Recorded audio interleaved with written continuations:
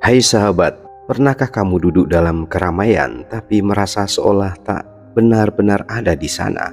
Dunia terus bergerak, orang-orang bicara, layar menyala, notifikasi berdenting, namun di dalam diri hening.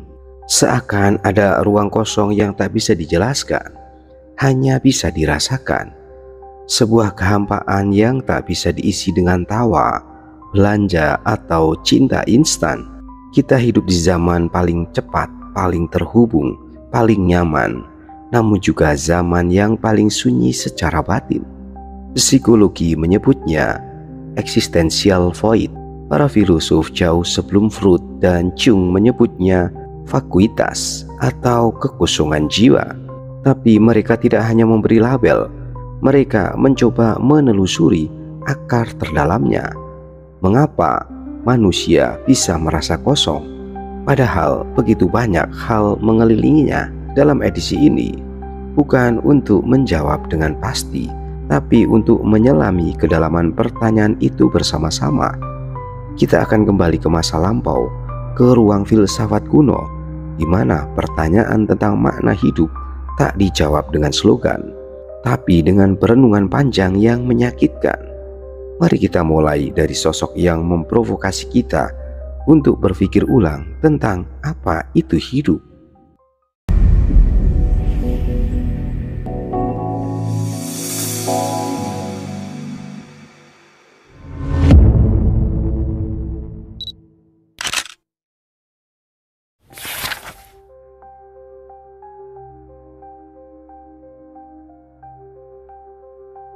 Socrates dikenal sebagai filosof pertama yang berani mengganggu kenyamanan pikiran orang lain.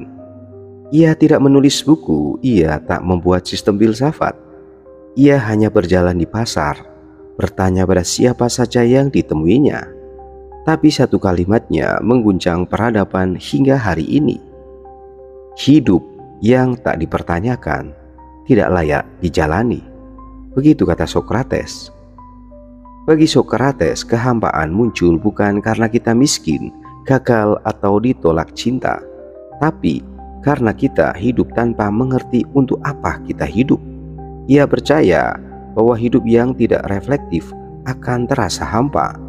Tak peduli seberapa sukses atau ramainya hidupmu di luar, kamu bisa menjadi pejabat, artis, selebriti, atau pahlawan. Tapi jika kamu tak pernah bertanya, apa nilai hidup ini, maka jiwamu tetap sunyi. Socrates menantang orang untuk berpikir bukan tentang dunia, tapi tentang diri sendiri. Apa itu keadilan? Apa itu kebaikan? Apa yang membuat seseorang bahagia? Ia percaya bahwa pengetahuan tentang diri sendiri adalah kunci untuk mengisi kekosongan eksistensial. Kita bukan hanya manusia yang berjalan dan bernafas. Kita makhluk berpikir, dan dalam berpikirlah hidup mendapat bentuk. Ia menghadapi akhir hidupnya dengan tenang, bahkan saat dipaksa minum racun oleh negara yang tak tahan dengan keberaniannya bertanya. Di pengadilan, ia berkata, kematian bukan hal yang perlu ditakutkan, karena yang tak diketahui bukan berarti buruk. Socrates tahu, ketakutan, kekosongan, kebingungan, semua itu tumbuh subur dalam pikiran yang tak pernah bertanya.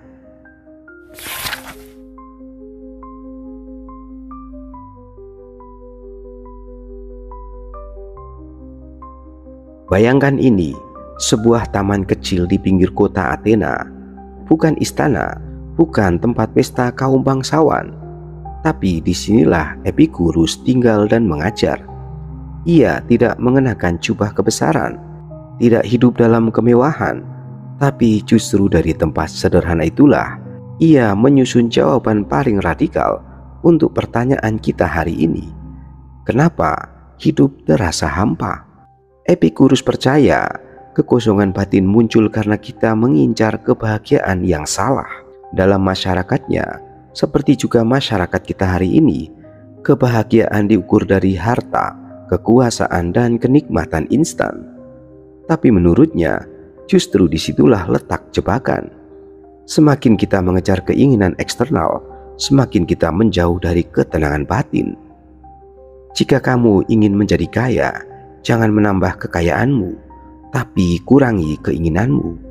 Begitu kata Epikurus. Menurut Epikurus, ada dua jenis keinginan, alami dan perlu, serta tidak alami dan tidak perlu. Makan saat lapar, perlu. Makan kaviar setiap hari, tidak perlu. Minum air putih, alami. Mengejar popularitas dan validasi sosial, tidak alami. Dan yang menarik, keinginan yang tidak alami inilah yang paling membuat kita selalu merasa kurang, karena ia tak pernah bisa dipuaskan. Hidup yang terasa hampa, kata Epikurus, seringkali bukan karena kita tidak memiliki cukup, tapi karena kita tidak bisa berhenti menginginkan lebih. Ia mengajarkan ataraksia, yaitu ketenangan jiwa. Ini bukan ketenangan yang datang dari pelarian, tapi dari kebebasan atas keinginan palsu. Ia berkata, orang paling kaya adalah yang paling sedikit membutuhkannya. Epikurus tidak anti kesenangan, tapi ia membedakan antara kenikmatan sesaat dan kebahagiaan sejati. Bagi dia, makan roti dan air putih dengan sahabat dalam damai lebih membahagiakan daripada jamuan mewah dalam kegelisahan. Mungkin itu sebabnya banyak orang hari ini hidup mewah tapi tetap merasa kosong, karena yang mereka cari bukan makna, tapi ilusi.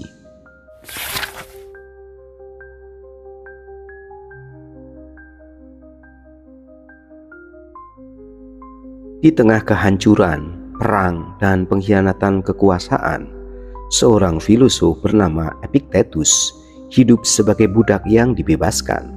Tapi justru dari kehidupannya yang keras itu, Stoikisme menemukan bentuk paling kuatnya, sebuah filsafat untuk bertahan dalam dunia yang tidak bisa kita kendalikan. Ia percaya kehampaan hidup seringkali muncul karena kita menyerahkan kendali pada hal-hal di luar diri kita. Dalam Stoikisme, dunia adalah liar dan tak bisa ditebak. Kadang adil, seringkali tidak. Tapi satu hal yang selalu bisa kita kendalikan adalah respon kita terhadap dunia itu. Ini adalah filsafat yang keras tapi jujur. Mereka tidak menjanjikan hidup bahagia dengan memanipulasi realitas. Sebaliknya, Stoikisme mengajarkan kita untuk berdamai dengan hal-hal yang tidak bisa diubah dan memusatkan perhatian pada karakter kita sendiri. Kita tidak terganggu oleh hal-hal itu sendiri, tapi oleh cara kita memandangnya. Begitu kata Epictetus. Para Stoik seperti Seneca, Marcus Aurelius, dan Epictetus percaya bahwa kehampaan bukanlah hasil dari kekurangan, melainkan dari tidak memiliki kendali atas batin kita sendiri. Orang yang tidak melatih pikirannya akan jadi korban perasaannya, sementara orang yang melatih diri, bahkan di tengah kekacauan sekalipun, tetap bisa merasa tenang dan penuh arti. Dalam buku hariannya yang terkenal, Meditation, Marcus Aurelius, kaisar Romawi dan juga Stoik, menulis bukan untuk rakyat, tapi untuk dirinya sendiri.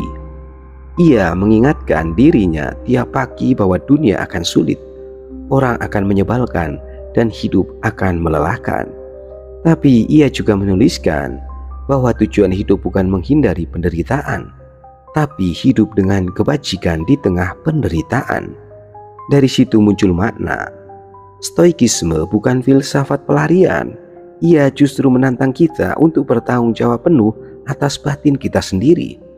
Jika hidup terasa hampa, mungkin karena kita membiarkan nasib, komentar orang lain, atau kekacauan dunia menguasai isi hati.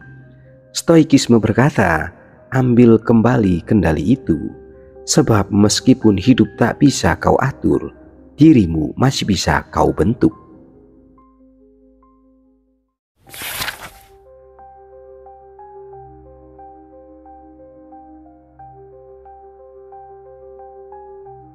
Jauh sebelum psikologi modern mengenal istilah depresi eksistensial, seorang pangeran muda di India memilih meninggalkan istana megahnya demi satu pencarian sederhana namun mendalam. Mengapa manusia menderita? Nama pangeran itu adalah Siddhartha Gautama, dan kelak ia dikenal sebagai Buddha, sang tercerahkan. Jawabannya tentang penderitaan bukan hanya menyentuh aspek kejiwaan, tapi membongkar akar kehampaan yang menyelimuti hidup manusia. Bagi Buddha, hidup ini memang penuh duka, tapi bukan karena dunia jahat atau takdir kejam, melainkan karena kita melekat pada hal-hal yang sementara. Kita mencintai, menginginkan, mengharap, lalu ketika semuanya berubah atau hilang, kita merasa hampa. Maka menurut ajaran Buddha, keinginan yang melekat itulah akar dari penderitaan dan kekosongan batin.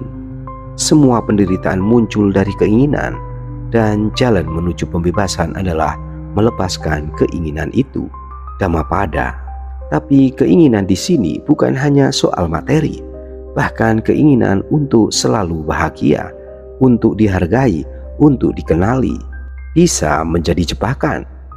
Karena semua itu berubah. Dunia, tubuh, bahkan pikiran kita, semuanya tidak kekal, alias anika. Saat kita mencoba menggenggam sesuatu yang terus berubah, kita hanya akan menemukan kehampaan yang berulang. Buddha menawarkan solusi dalam jalan tengah, bukan menolak dunia, tapi juga tidak larut di dalamnya.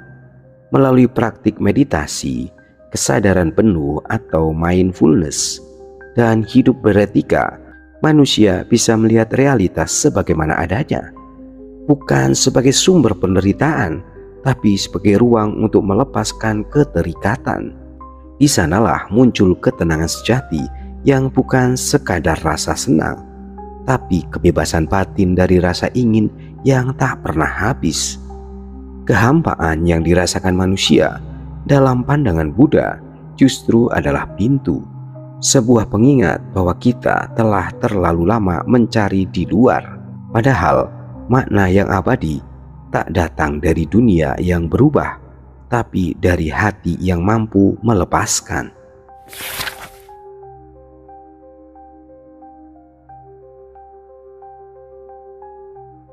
Bayangkan sebuah dunia yang kacau, para pemimpin korup, masyarakat kehilangan arah, anak melawan orang tua, dan hukum tak lagi dihormati. Di tengah kekacauan ini, seorang filosof tua bernama Kongfuzi, atau yang kita kenal sebagai Konfusius, duduk mengajarkan murid-muridnya bukan soal kekuasaan atau surga, melainkan tentang hubungan antar manusia. Menurutnya, kehampaan hidup muncul ketika kita kehilangan rasa hormat dan keseimbangan dalam kehidupan sosial.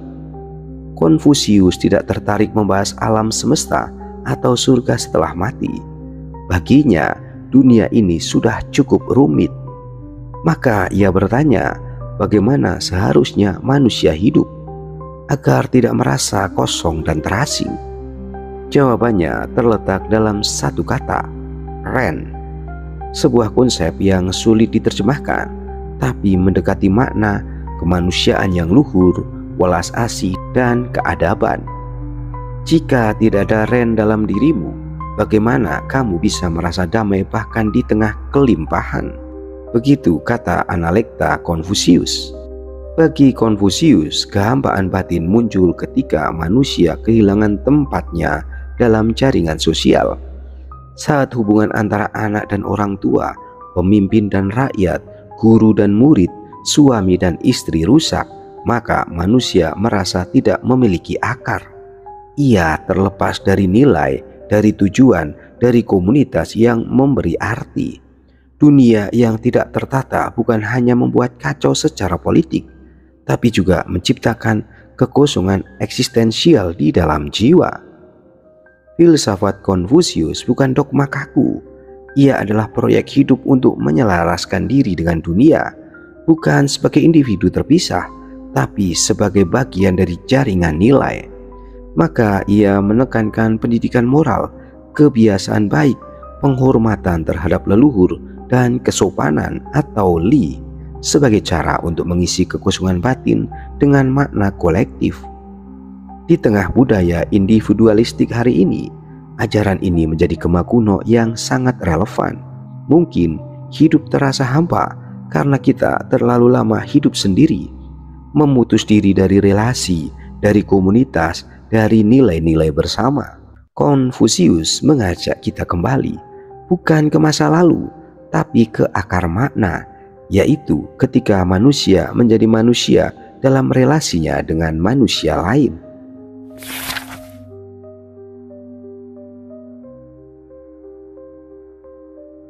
Di saat dunia berisik dengan ambisi dan konflik, seorang filosof tua bernama Lao Tzu menulis kalimat yang nyaris seperti bisikan.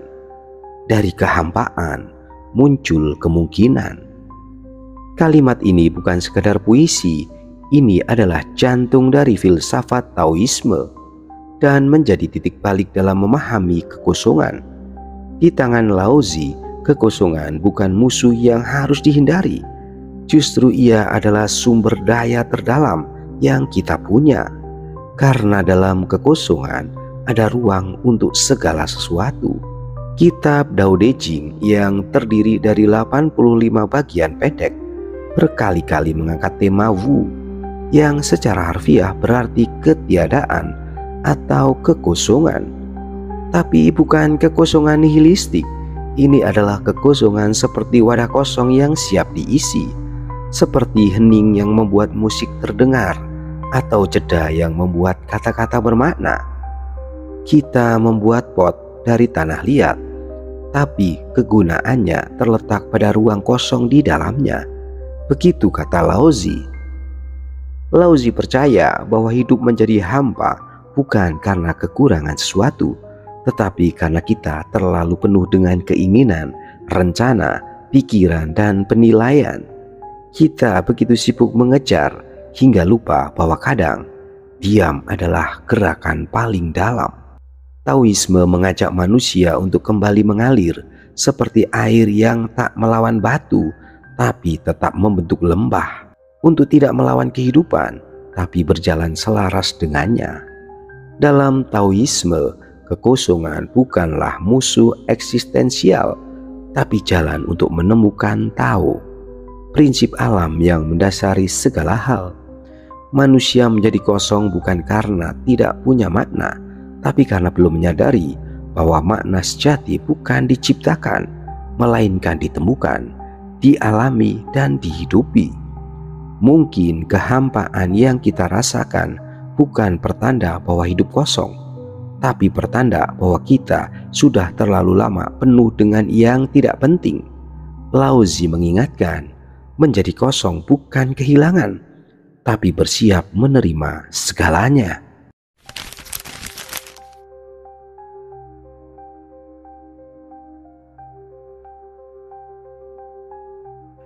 Di abad ketiga Masehi, ketika dunia Romawi mulai retak dan agama-agama mulai bersaing memperebutkan kebenaran, muncul seorang filosof misterius bernama Plotinus. Ia menulis sangat sedikit, berbicara sangat pelan, dan lebih suka menyendiri dalam perenungan ketimbang berdebat. Tapi dari sunyi itulah ia menggagas sebuah ide besar, bahwa kehampaan manusia berasal dari keterpisahan dengan sumber segalanya. Baginya, rasa hampa adalah kerinduan untuk kembali. Plotinus mengembangkan ajaran Neoplatonisme yang berakar dari pemikiran Plato, tetapi ia menyusunnya menjadi sistem spiritual yang sangat mendalam. Ia percaya bahwa segala sesuatu berasal dari satu sumber mutlak yang disebut Diwan atau Sang Satu, sebuah keberadaan murni yang melampaui kata dan pikiran. Dari Diwan mengalir segala sesuatu, termasuk jiwa manusia. Tapi ketika jiwa jatuh ke dunia materi dan terjebak dalam tubuh, ia mulai lupa siapa dirinya. Dari sinilah kata Plotinus muncul rasa keterasingan, kehampaan, dan pencarian. Jiwa dengan menyadari bahwa ia telah tersesat dalam materi, mulai merindukan rumah sejatinya. Aeneas Plotinus. Hampa bagi Plotinus bukanlah lubang kosong, tapi isyarat batiniah bahwa jiwa sedang merindukan asalnya. Ini seperti rasa lapar, bukan penyakit, tapi pertanda bahwa kita butuh makanan. Maka kehampaan bukan musuh, melainkan kompas spiritual. Dalam hening, dalam meditasi, dalam kesadaran akan ketidaksempurnaan dunia, kita mulai melihat jejak Sang Satu. Untuk mengatasi kehampaan ini, Plotinus menganjurkan proses pengingatan kembali atau anamnesis, mengarahkan hidup pada keindahan, kebaikan, dan keheningan yang mendalam. Bukan untuk lari dari dunia, tapi untuk menyadari bahwa dunia hanyalah bayangan dari cahaya sejati. Dalam setiap rasa kosong, sebenarnya jiwa sedang berkata, "Aku ingin pulang." Dengan kata lain, dalam filsafat neoplatonis, rasa hampa adalah bukti bahwa kita bukan makhluk sembarangan. Kita berasal dari yang ilahi, dan kita hanya bisa merasa utuh saat menyatu kembali dengannya.